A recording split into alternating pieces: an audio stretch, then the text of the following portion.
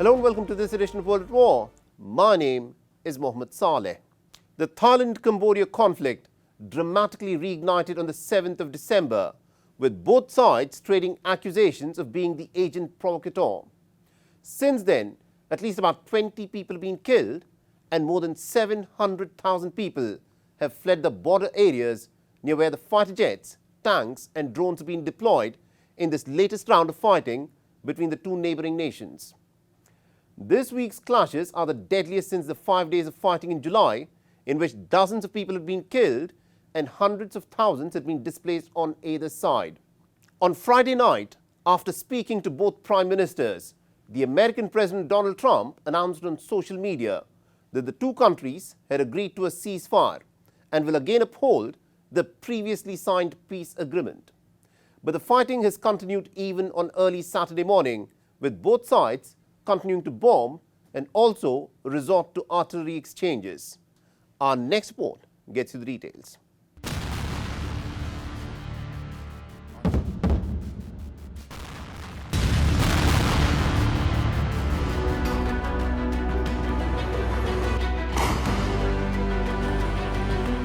The Southeast Asian countries Cambodia and Thailand, who share an 800-kilometer frontier, had agreed to a ceasefire in late July following 5 days of clashes that killed at least 43 people and displaced around 300,000 civilians on both sides.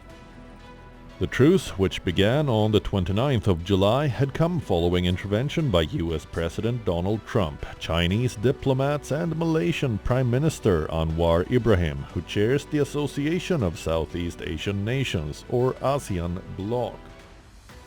In October, both sides had signed a joint declaration agreeing to withdraw heavy weapons and allowing ceasefire monitors access to the border, but periodic ceasefire violations continued. On the 7th of December, the long-standing conflict reignited and has expanded to 5 provinces of both Thailand and Cambodia. According to the Thai Defense Ministry, 9 Thai soldiers have been killed and more than 120 wounded, whereas the Cambodian Defense Ministry reported 11 civilian deaths and dozens wounded. Around 600,000 evacuees, both in Cambodia and Thailand, were sheltering in pagodas, schools and other safe havens after fleeing fresh border clashes. It is very difficult. At first, we did not have a plastic tent. They just gave us the tent today. I was so frightened. Everyone was panicked, so the road was so crowded. I just want the clashes to end very soon so that soldiers can return home and see their wives and children. I urge the soldiers try to defend our country. Having such a war is very difficult for us. I have a baby, so I am suffering. I want this war to end quickly.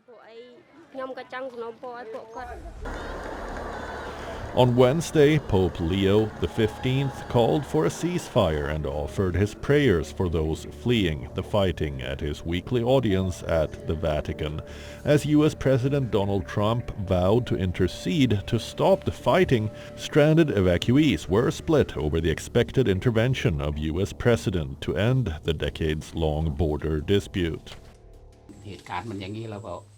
We've been through this kind of situation many times. We just have to endure it. Our work and our lives are here. The fields, the cattle, the home, everything is here. I don't know where else we could go. So we just keep watching how things unfold, not knowing when it will finally calm down. I just want the government to make it end once and for all. Whatever way they choose, even if it's forceful, just make it stop so villagers like us can live safely and work without constant worry. Please, just end it so we can tap rubber in peace. It is to be noted that in the long-running dispute between the two countries, dozens of kilometers in several areas are contested. The competing territorial claims by both countries stem largely from a 1907 map drawn when Cambodia was still under French colonial rule, a demarcation which Thailand has argued to be inaccurate. In 2013, a UN court ruling had settled the matter for over a decade, but the eruption of current crisis in July and subsequent ceasefire violations has only worsened the long festering wound.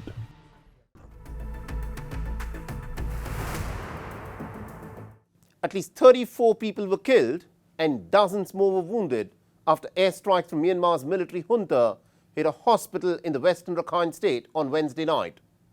According to the World Health Organization, the patients and the health workers were killed and the hospital infrastructure was severely damaged in this brutal round of bombing. The Myanmar military has not commented on the airstrikes, which have come barely days before the embattled nation goes to polls later this month in its first election since the 2021 coup d'etat. So what is happening in Myanmar at the moment? Our next report gets you the details.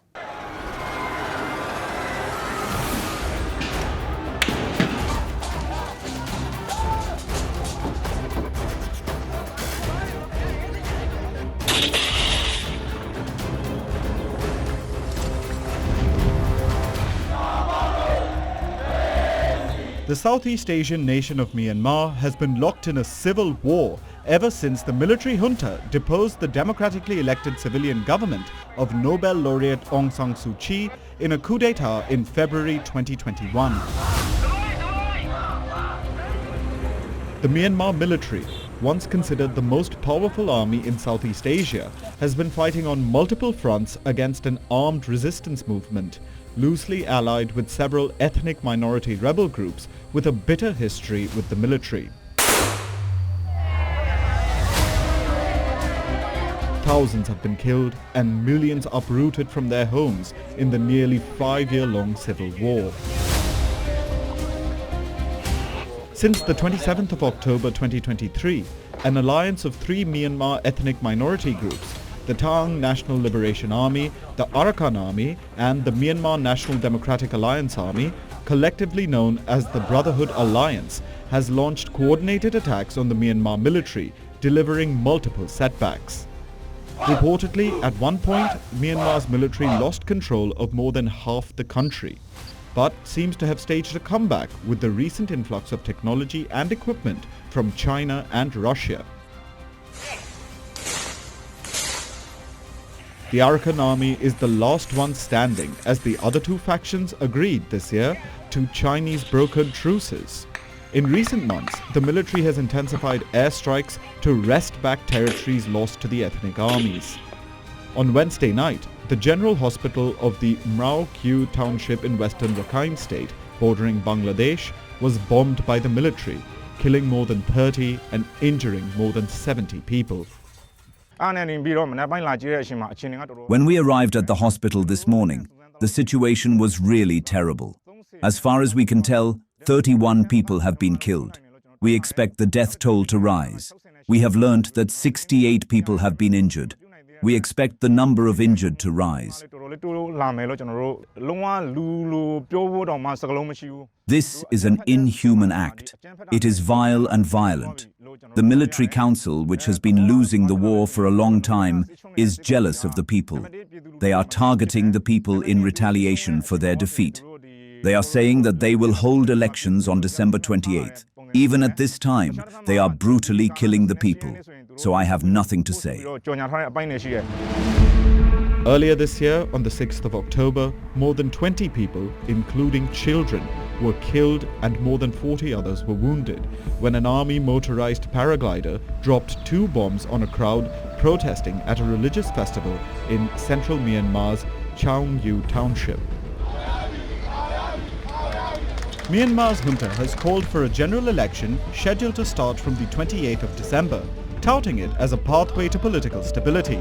The rebels, on the other hand, have pledged to block the election from territories under their control, which the junta is battling to claw back.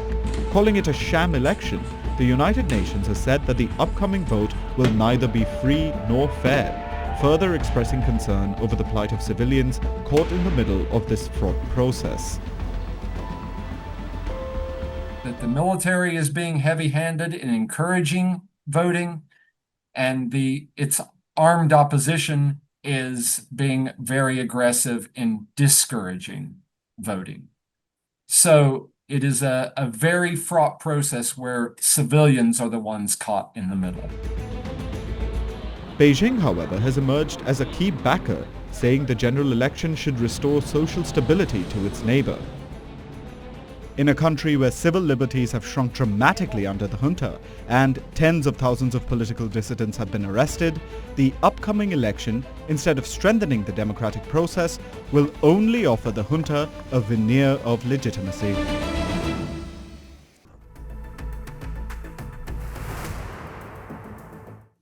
The United States seized a large oil tanker off the coast of Venezuela, escalating the tensions between Washington and Caracas.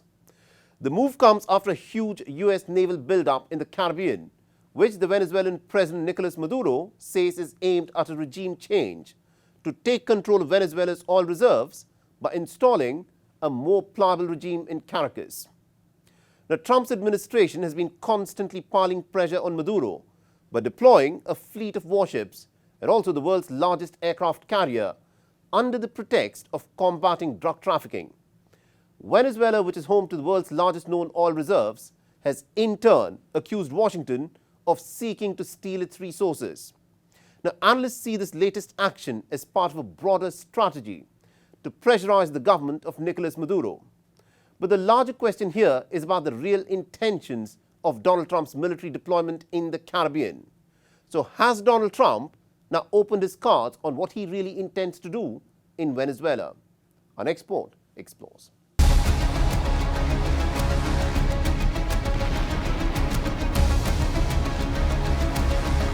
On Wednesday, the President of the United States, Donald Trump, said that they have seized an oil tanker off the coast of Venezuela in the Caribbean Sea, heightening the tensions between Washington and Caracas. It's been an interesting day from the standpoint of news. As you probably know, we've just seized a tanker on the coast of Venezuela, a large tanker, very large. Largest one ever seized, actually. And other things are happening, so you'll be seeing that later, and you'll be talking about that later with some other people. The American president did not immediately give further details of the incident, but Nicolas Maduro said that the United States is bent on regime change and wants to seize Venezuela's oil reserves.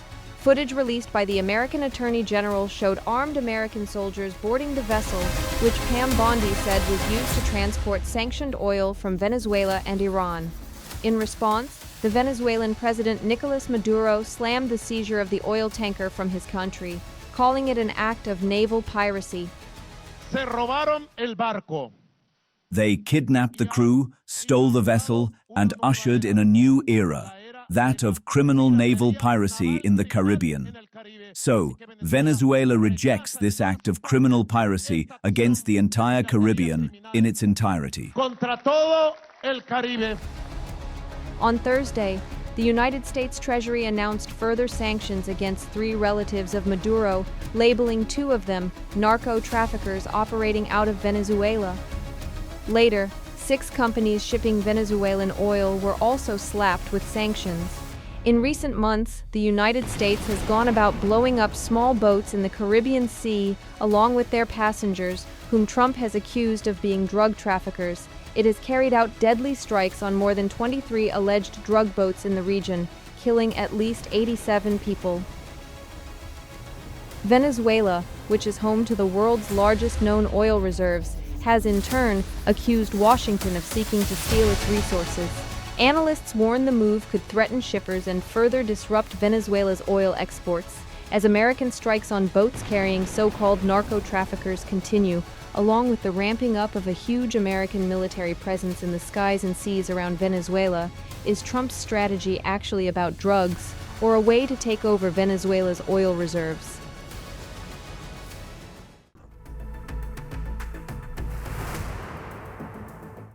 Japan scrambled its fighter jets to monitor the Russian and the Chinese air forces that were conducting joint patrols around the country.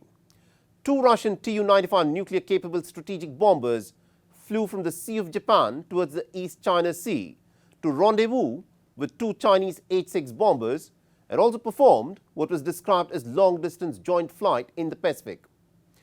4 Chinese J-16 fighter jets also joined the bombers as they made a round-trip flight between Japan's Okinawa and the Miyako Islands. The Miyako Strait between the two islands is classified as international waters. Japan also detected simultaneous Russian Air Force activity in the Sea of Japan, consisting of 1 early warning aircraft, A-50, and 2 Su-30 fighter jets. So what is churning the waters around Japan? Our next report gets you the details.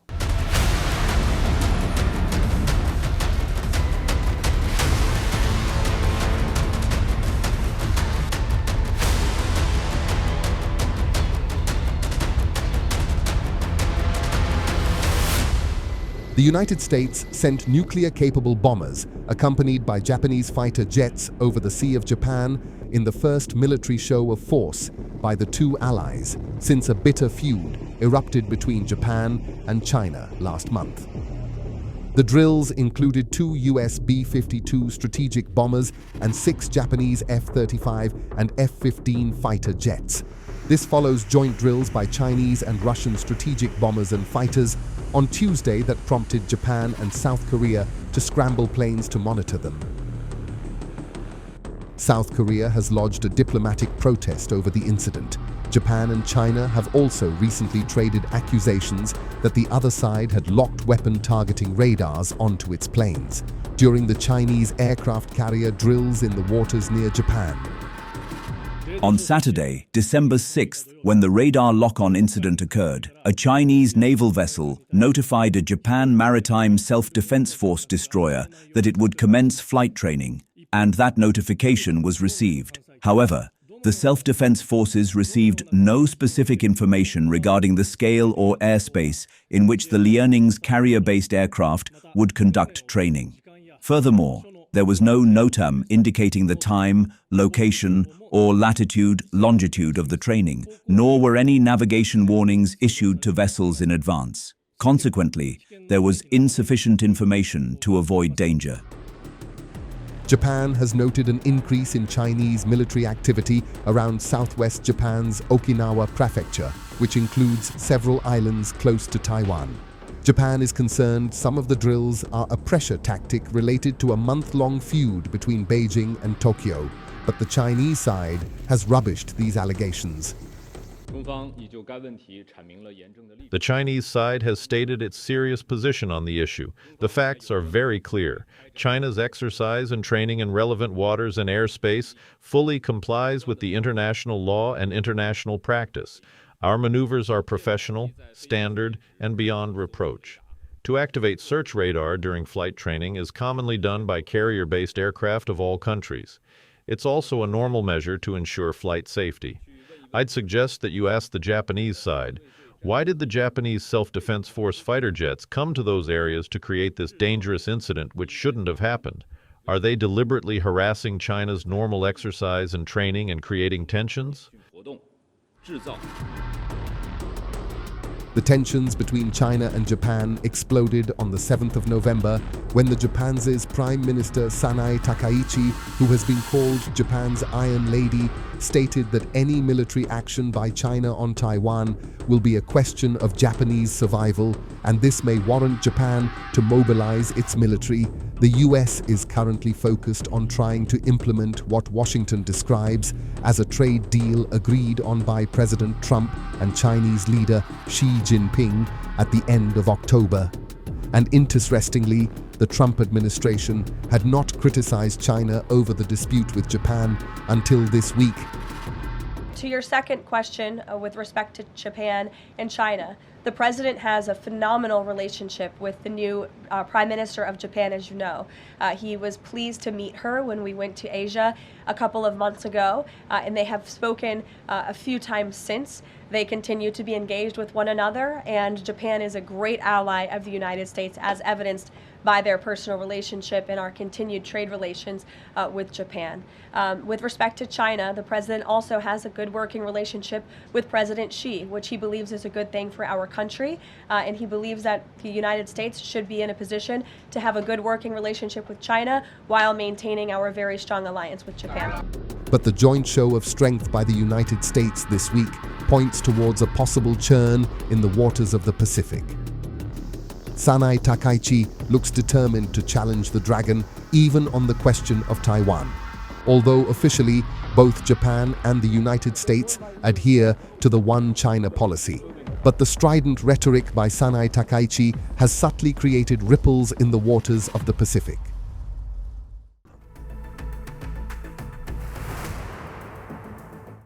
On the 10th of December, the Rwanda-backed M23 rebels seized control of the eastern Congolese town of Uvira, a strategic hub on Lake Tanganyika, whose fall could open the corridors towards other major provinces. Reportedly, heavy artillery and gunfire could be heard in Uvira in an offensive that has forced thousands to flee across the border into Burundi. This is the most significant advance by the M23 rebels in months, which has come less than a week after the Democratic Republic of Congo and Rwanda reaffirmed their commitment to a US-brokered peace framework in Washington. Our next report gets you the details.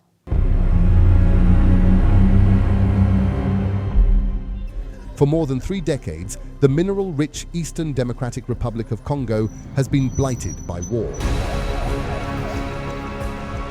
More than 120 rebel groups have been fighting with the Congolese forces for power, land, and valuable mineral resources estimated to be worth $24 trillion. Preeminent among these armed groups is the M23 or March 23 movement, a largely Tutsi rebel group linked with the neighboring Rwanda. Kigali is accused by Kinshasa of seeking to profit from the region's abundant natural resources, such as gold and coltan, a metallic ore considered vital in manufacture of mobile phones and laptops.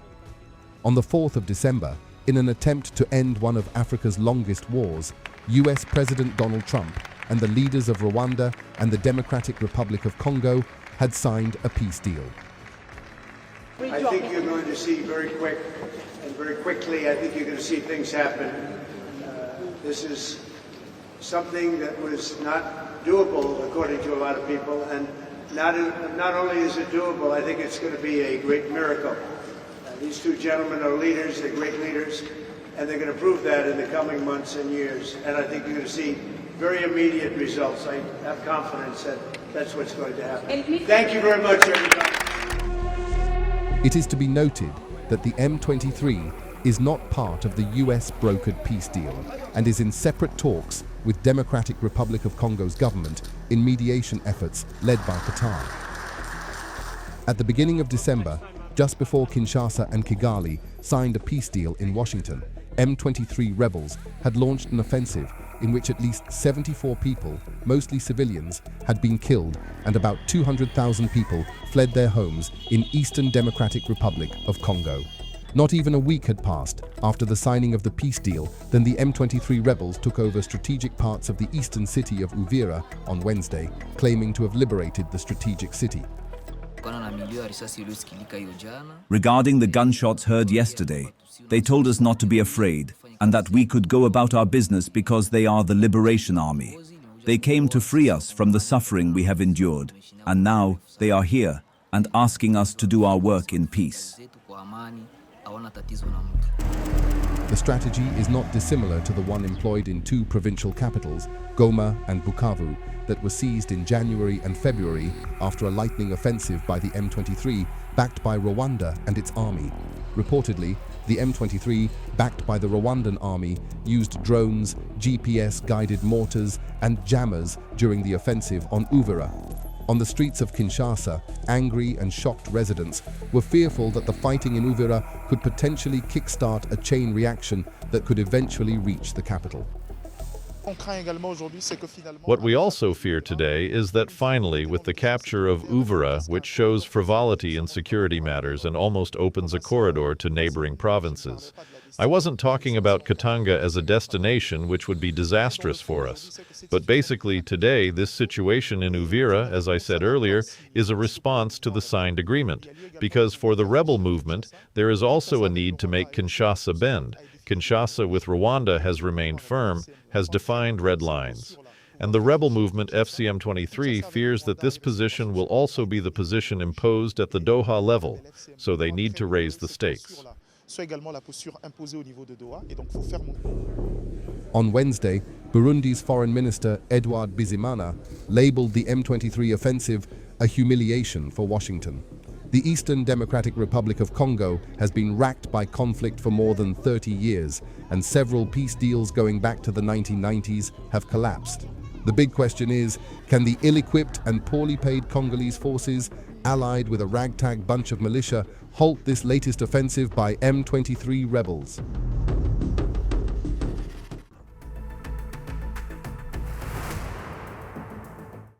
And with that, it's a wrap on this edition of World at War. If you want to reach out to me with any comments, feedback or suggestions, please feel free to do so on the ID that you're seeing on your screens. I'm your host, Mohammed Saleh, and I'll see you again next week.